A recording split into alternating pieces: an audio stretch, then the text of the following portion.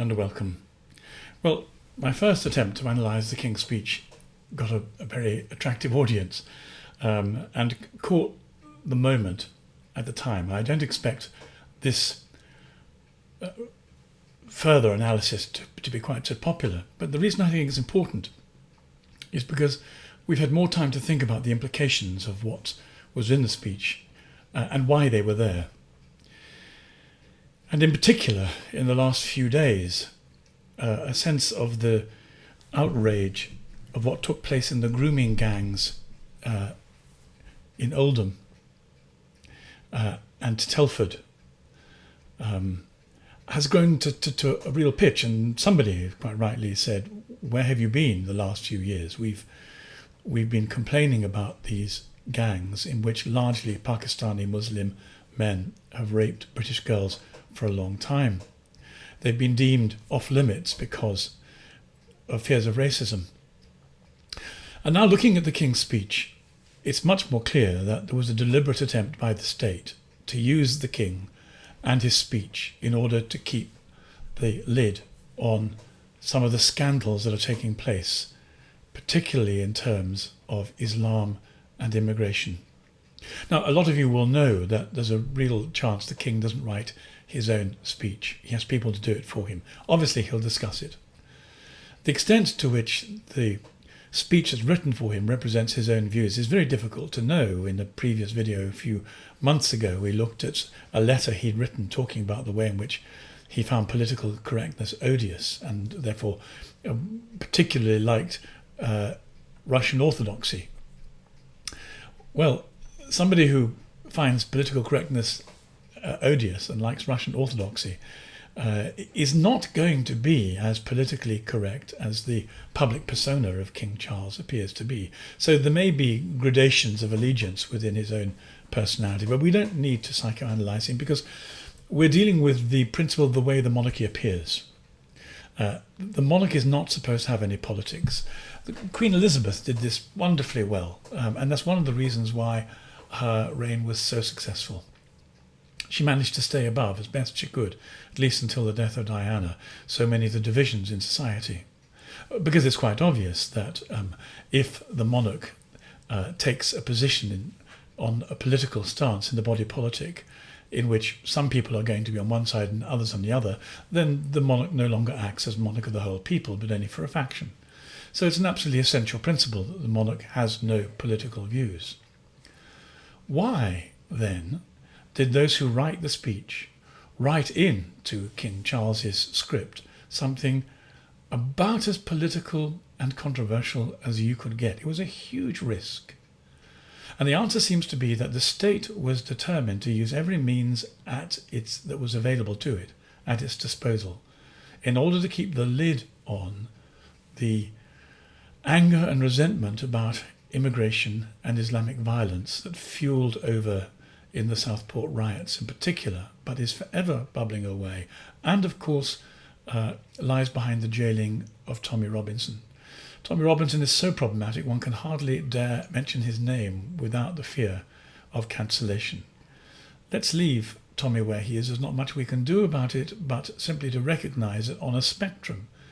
One of the things that came out of his interview with Jordan Peterson was that we were dealing with not a racist thug, but one person who, above all others, had documented the grooming and rape of white children. Let him speak for himself. Go and look it up for yourself. YouTube have already tried to stop the sharing of it. And there's a critical piece in the jigsaw that if you haven't encountered firsthand, you need to. But let's go back to the King. So the King's speech had a number of items in it. It talked about diversity, which we'll come to in a moment, and D-Day. Talked about his cancer, doctors. It talked about the Southport riots quite unnecessarily, and also about gave a theological version of the incarnation that was completely misleading, and I'll be quoting from C.S. Lewis shortly to show why that's so. It did seem to me that when the Southport riots happened, we were at a hinge point in our social progress, history of society. Very hard to know when these moments arise. You probably remember Harold Macmillan being famous for saying, as Conservative Prime Minister in the 1960s, when he was asked what he was afraid of as a politician, he said, "Events, dear boy, events." So the events in this case were that a second generation Islamic immigrant, we know he was Islamic because he'd been downloading Al-Qaeda material from the internet for some time, happened to live in Wales, happened to sing in a church choir, and happened to kill 3 girls by stabbing them to death and seriously wounding 10 others. So this immigrant of African descent, second generation, was presented by the state and by the media as a Welsh choir boy, as if he was white and Christian, when they knew he wasn't. Every effort was taken to perpetuate this lie by the state, from the Prime Minister downwards, and the local chief of police. Everyone set out to give this disinformation. And one of the reasons why there was such anger on the streets of Southport and elsewhere was because the people knew they were being lied to, because these deaths by knife of children had all the hallmarks of Islamic knife crime. It's not only Muslims who use knives to kill people, but the very fact that we're not allowed to talk about Islamic crime, but instead it has to be subsumed under the title, the euphemism of terrorism, gives an indication of the fact we cannot name what's going on. It's this frustration, not only not to be able to name what's happening, but also to have the facts occluded by the state as much as possible.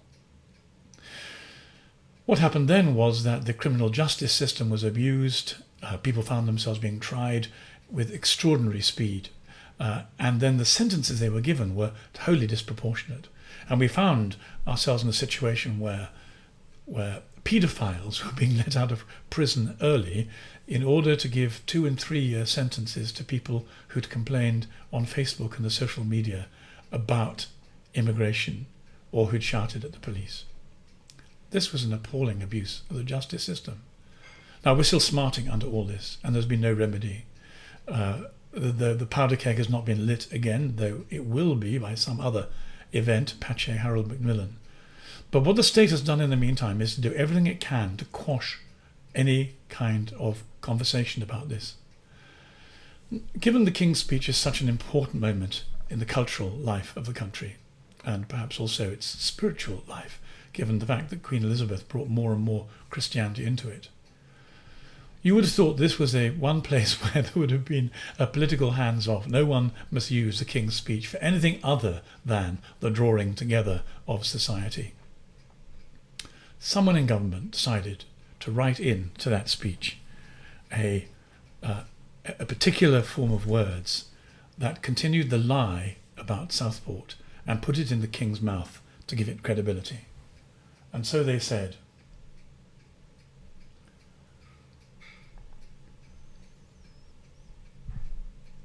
I can just find the exact words for a moment. I feel a deep sense of pride here in the United Kingdom when, in response to anger and lawlessness, well, we know why there was anger, and we know why in the face of unjust laws and 2-tier policing exactly, which we didn't speak about in the first video, but we could give a lot of time to. In response to anger and lawlessness in several towns this summer, communities came together not to repeat these behaviours but to repair not just buildings but just relationships and repair trust. Well, this of course is a dreadful misrepresentation of what went on. The reason why the problems were there in the first place had to do with the unacknowledged difficulties of immigration, 2-tier policing, and an unfair division of resources as the country gets poorer and poorer. This isn't mentioned, but instead a gloss is put over it, as if, and in particular with the implication that the Islamic communities were at the forefront of making friends, as if that was the essential focus and energy that lay behind it. Now, there's no doubt at all there were some very nice Muslims making friends. Of course that happened. Of course there are people of goodwill everywhere trying to repair anxieties, and so there should be, and all credit should be given to them. But it wasn't the point. The point was that these riots took place because of a profound sense of displacement, anxiety and mistrust by the people of the realm. And if the king was going to say anything about it, he had some duty to defend his people. Let him defend all of his people. Let him by all means talk about the repair of trust by some, but let him talk also about the despair and anger by others. But if he's going to talk about it at all, let him also talk about the nefarious way in which the government misused the criminal justice system. But of course he can't.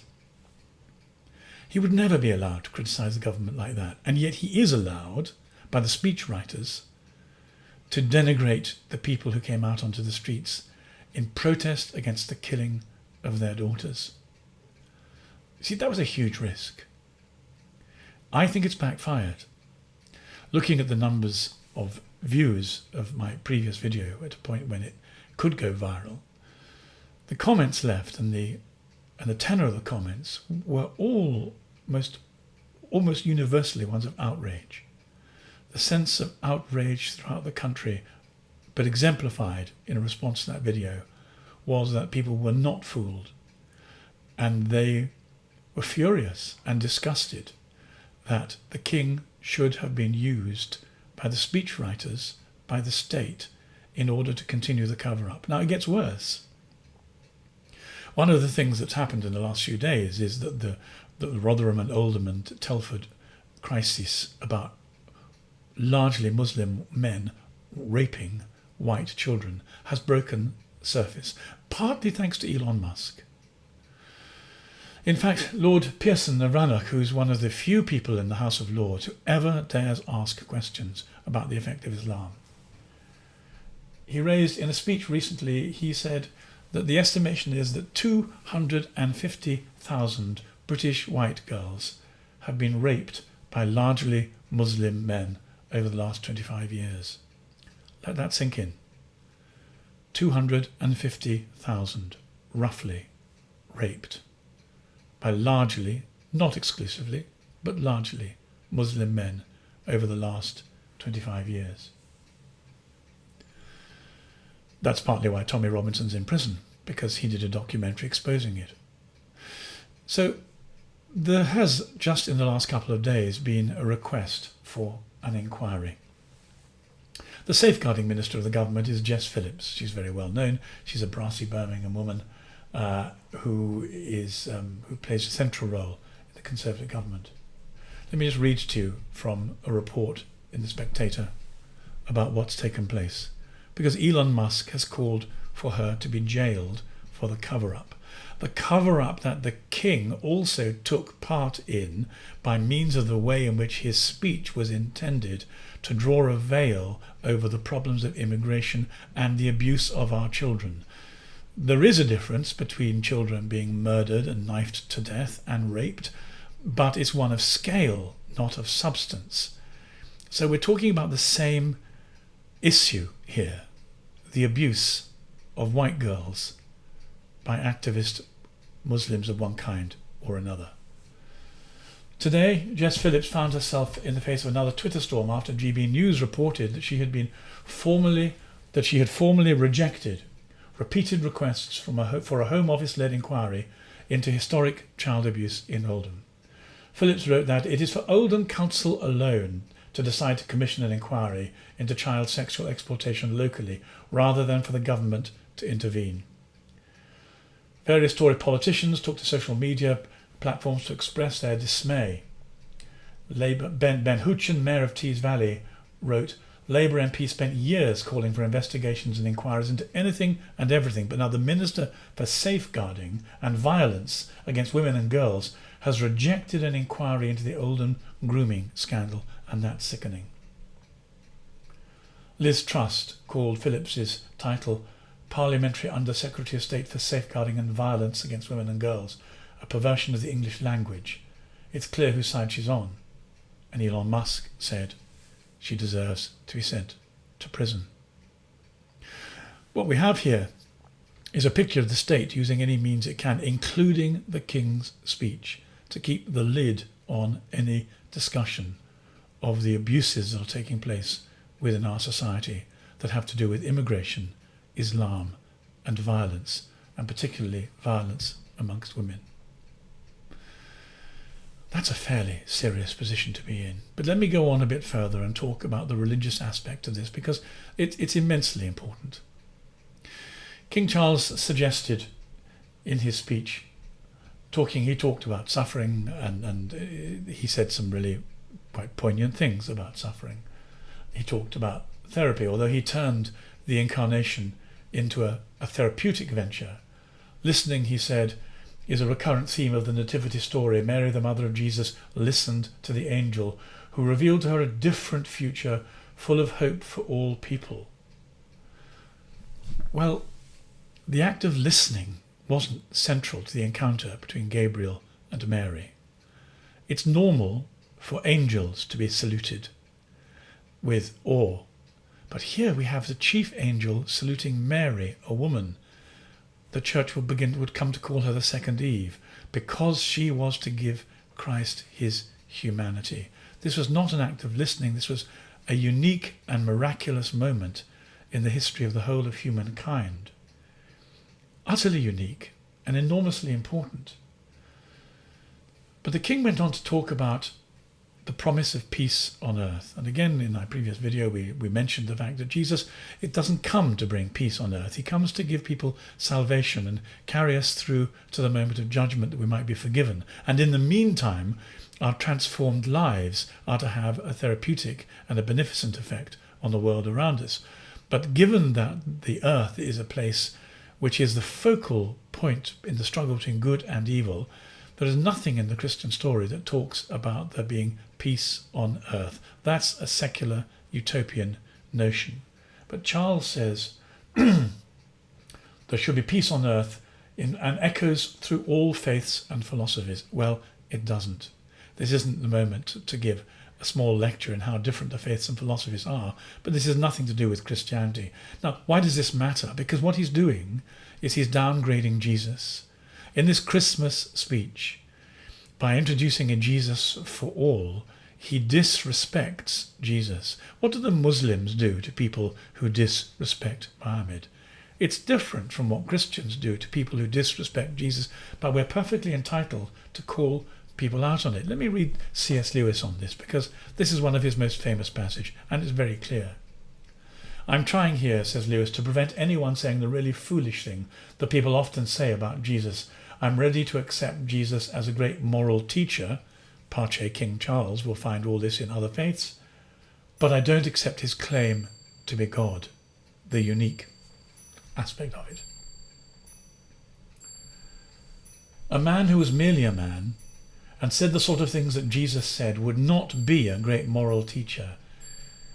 He would either be a lunatic on the level with a man who says he's a poached egg, or else he would be the devil of hell. You must make your choice.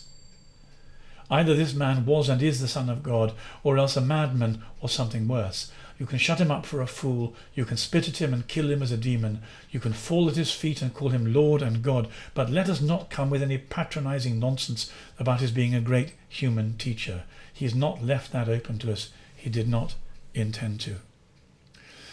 But whatever the king believes in his own heart, the effect of his speech was to denigrate Jesus to exactly that position, some kind of moral teacher whose own relevance is echoed, and all that he taught is echoed in other faiths and philosophies.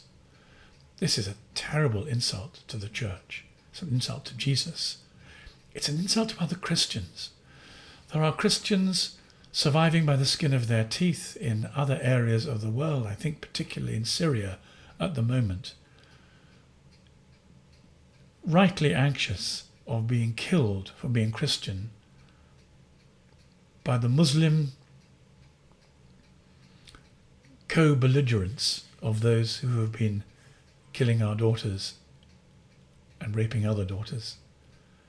If they heard that there was no difference in the teaching of Muhammad and Jesus or any of the other philosophies, as they look for Christians in the West to support them and to help them, their lot would be worse even than it is now. And yet, the defender of the faith of the Protestant Church of England so denigrates Jesus in his relativism, in his Christmas speech, that's exactly the effect it has.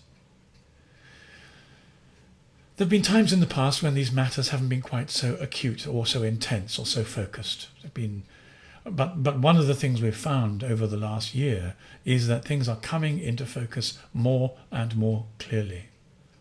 The government were terrified about that focus being available to people, which is why they misuse the legal system to terrify critics and to stamp on anybody who wanted to draw to the public's attention, to the state's attention, the very great iniquities and wrongs that were being done and covered up by the government, and now covered up by the monarchy with the help of the speechwriters using the King's Christmas speech.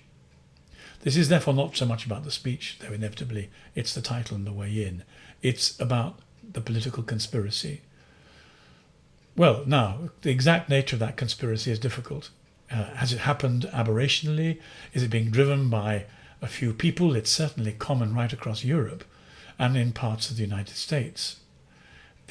One of the things we've been hearing recently as the New Orleans bomb blew up was that the very first thing that people who arrive in the name of the state on the scene say was, this has nothing to do with Islam. This has nothing to do with terror. This, and then they give all kinds of reasons which slowly get peeled away as the truth is told. Christians aren't the only people who have a love of truth, who know that the truth has to be told for us to keep sane and well. But we find ourselves in this particular episode of the King's speech at being at the forefront of those who want to protest and say, please tell the truth about Jesus, tell the truth about the church, tell the truth about your own faith if you have any, but don't pretend. Tell the truth about the government or say nothing about it whatsoever. And then to the government, tell the truth about the injustices that you are presiding over in our society. What will happen in 2025? We have no idea.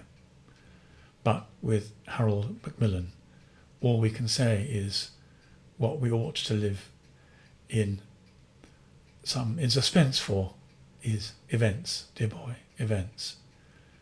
Our response to them as Christians is to love our neighbours, love God with all our heart, and to continue to tell the truth. There was a point where, as has been made to me recently, Gavin, you've become political recently. We're not sure we like this very much. To which my answer is, politics became religious recently. Politics has moved into the area of Christianity and truth, and consequently, it's now a Christian duty to respond to the political lies, to the political deviances and disinformation, to tell the truth in the name of God, in the name of Christ, who is the way, the truth, and the life. Thank you for your support.